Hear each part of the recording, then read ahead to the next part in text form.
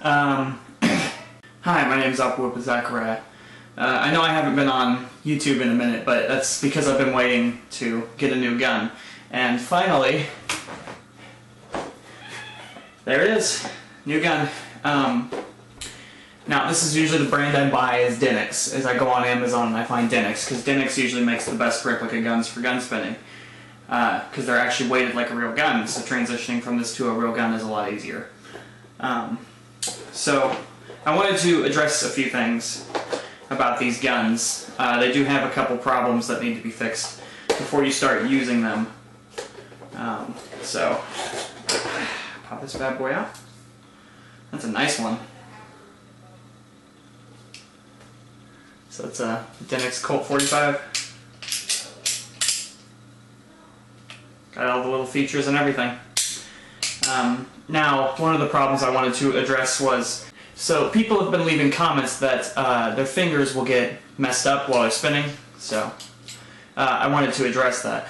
That is something that will naturally happen, and there's really nothing much you can do about it. But a lot of the time, what I do is after spinning, I usually will take duct tape and I will take off a strip and wrap it around my finger, and over time you will build calluses on your fingers that keep it from happening. So another thing I wanted to address along with the gun spinning is that another thing that will tear up your finger usually is this piece right here.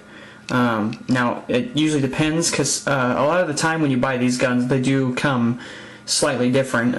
They are from Spain, so I don't know how they do quality control there. So as you can see right here on the handle, it's a single screw this time, and a lot of the time what they do is they have a bolt that runs through both sides, but this time I seem to have gotten one with a single screw that just runs through. I think it probably just runs through and grabs onto this, so if anything I'm going to replace that because that's not very stable.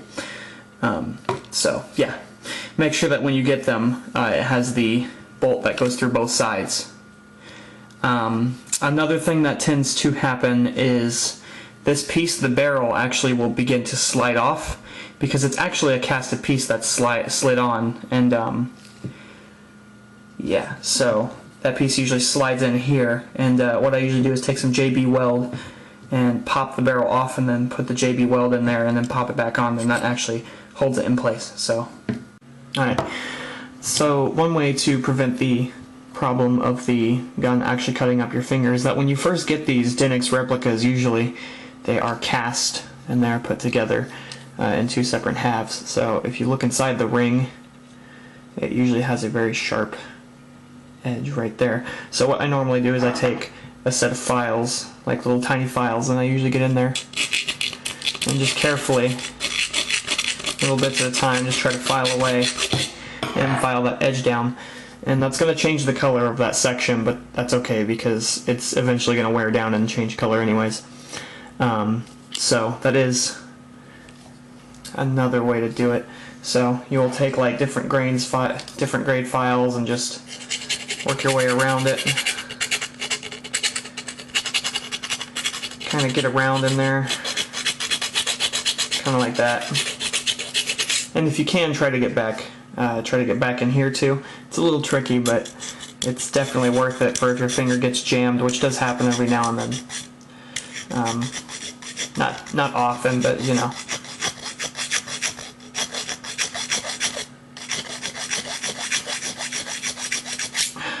I'm gonna go ahead and continue cleaning it up after this video.